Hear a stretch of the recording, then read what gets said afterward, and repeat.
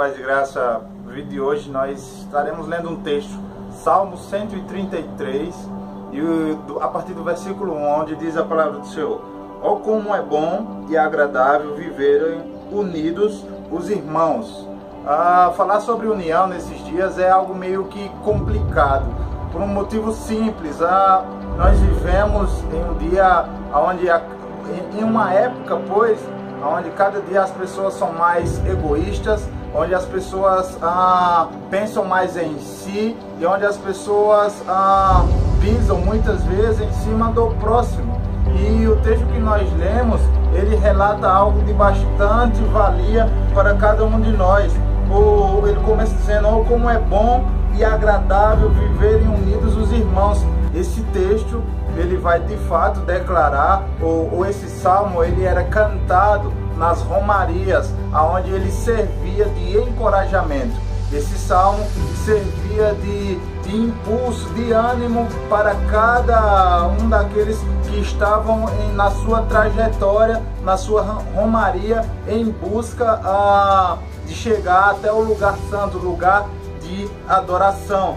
É muito bom, o salmista declarou, provavelmente foi Davi que escreveu esse salmo, e ele disse que é muito bom viver os irmãos unidos. E a ideia dessa união, ela vai falar no seu sentido de não haver mais guerra. Quando ele diz que é muito bom os irmãos viverem em união, é como se ele dissesse: é muito bom os irmãos estarem agora sem pelear-se, sem estar brigando, sem estar se mutilando. E a palavra de Deus, a partir desse versículo, nos mostra que a união espiritual, ela é algo que é agradável em relação à perfeita vontade de Deus. A união no seu aspecto geral, pois aqui os irmãos, os judeus, nesse sentido, eles estavam unidos, eles estavam juntos em todos os momentos, em todas as hipóteses, ou principalmente nesse período aqui. O versículo 2 também destaca algo bastante interessante, onde diz: é como o óleo precioso sobre a cabeça, a qual desce para a barba de Arão, e desce para a gola de suas vestes. Esse versículo 2, ele demonstra, ou falando a respeito desse óleo, o óleo, ele era, ou ele foi uma receita usada pelo Moisés. Moisés tinha esse óleo como algo precioso. Ele tinha esse óleo como um óleo que era muito cheiroso, e cada vez que era despejado ou depositado sobre o sacerdote, havia naquele momento um incensar, onde todas as pessoas poderiam sentir o cheiro. E Moisés, ou Davi, nesse texto aqui, ele faz uma conexão, ele faz uma analogia entre o óleo que descia da cabeça até os pés de Arão como uma fragrância, ou como uma figura de linguagem para falar em relação à união.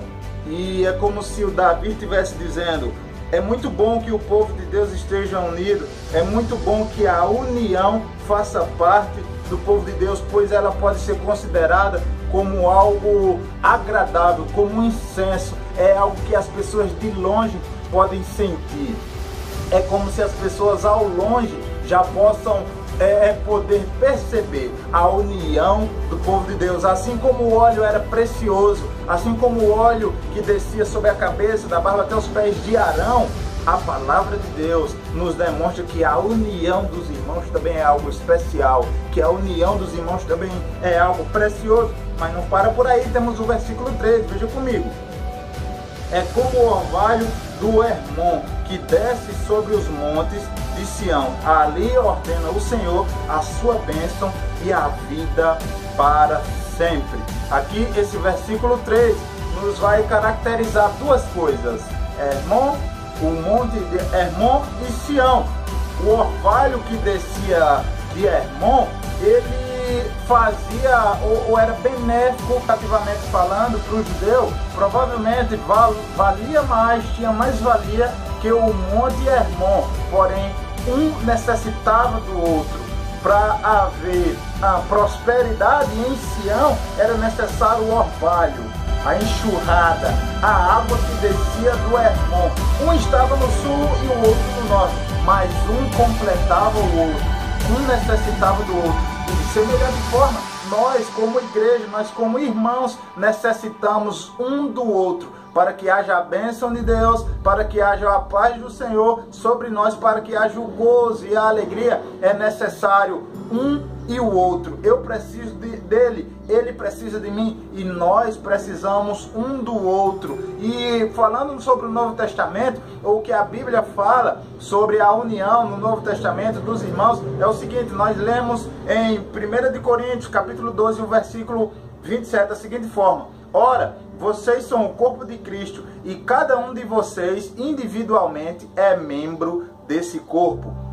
Nós temos uma posição, nós como povo de Deus temos uma posição no corpo, nós temos uma função, uma funcionalidade. Eu e você, cada um de nós temos uma posição. Isso é um motivo de privilégio. Nós vemos também Romanos capítulo 12, do 4 ao 5, diz: assim como cada um de nós tem um corpo com muitos membros, e esses membros não exercem todas as mesmas funções, assim também em Cristo nós, que somos muitos, formamos um corpo, e cada membro está ligado a todos os outros. Nós, como povo de Deus, devemos ter uma ligação. Nós, como povo de Deus, devemos ter uma conexão entre um e outro, de forma prática, de forma objetiva. Devemos ter um relacionamento constante com os nossos irmãos, para que essa união possa ser evidenciada, possa ser demonstrada de forma viva e eficaz. 1 Coríntios 12 e 12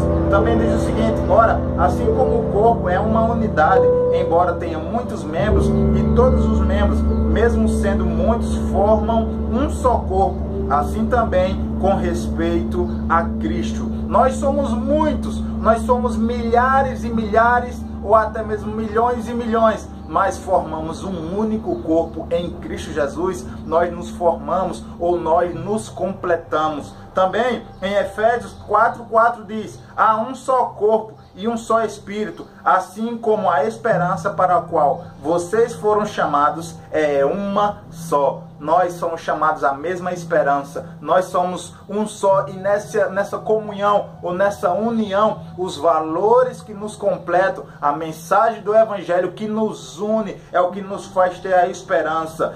Efésios capítulo 5, versículo 29 e o 30 diz o seguinte: além do mais, ninguém jamais odiou o seu próprio corpo, antes o alimenta e dele cuida, como também Cristo faz com a igreja, pois somos membros de um só corpo. Vale a pena estar em união, vale a pena estar unido com nossos irmãos. Por quê? Porque a união, ela promove um cuidado especial de Deus, um cuidado especial de Cristo. Cristo Jesus é aquele que cuida do seu corpo, é aquele que cuida do corpo que se chama a igreja. E por fim, temos outro texto que diz: que a paz de Cristo seja o juiz em seu coração, visto que vocês foram chamados para viver em paz, como membros de um só corpo, e sejam agradecidos.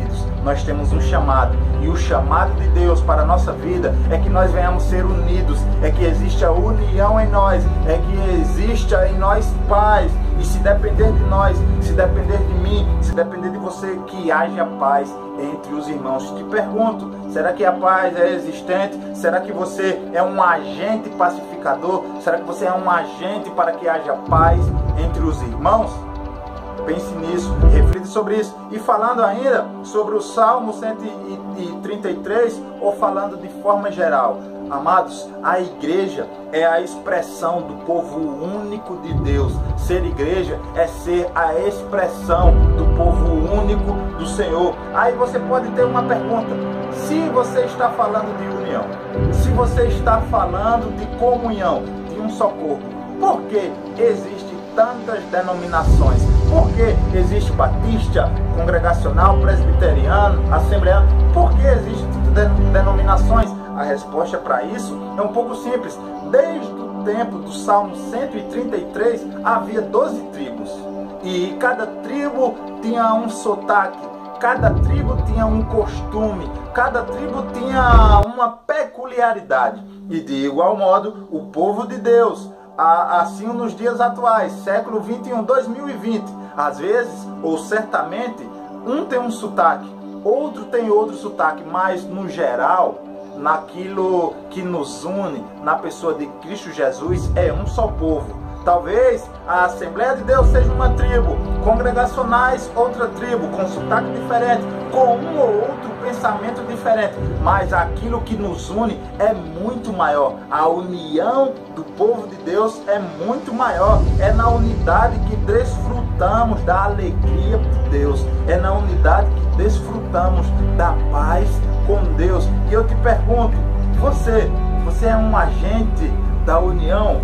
Ou você talvez seja só mais um crente religioso que critica, que julga ou que desmerece uma denominação talvez que não seja a sua, que desmerece uma igreja que talvez não seja a sua, que desmerece um pastor que talvez não seja o seu? O chamado de Deus é para que tenhamos união com cada um dos irmãos do povo de Deus espalhados por todo o mundo. O que você tem feito para promover união? Te pergunto, você tem de alguma forma, mesmo à distância, mesmo em quarentena, você tem feito algo para estar em comunhão com seus irmãos? Nesse momento, se você conhece um irmão seu, que você ainda não falou com ele durante todo esse período de quarentena, tenta ligar para ele, tenta mandar uma mensagem para ele, tenta cultivar essa união, pois o Salmo 133 e o versículo 3 diz que ali aonde? Na união é onde Deus derrama a sua bênção eterna. Preserve a união. Mande um zap para aquela pessoa que você sabe que deve mandar. Que Deus abençoe sua vida, que a união de Deus possa invadir o nosso coração. Mesmo em quarentena, podemos orar por nossos irmãos, podemos estar em um só espírito e em verdade. Que Deus abençoe sua vida, em nome de Jesus.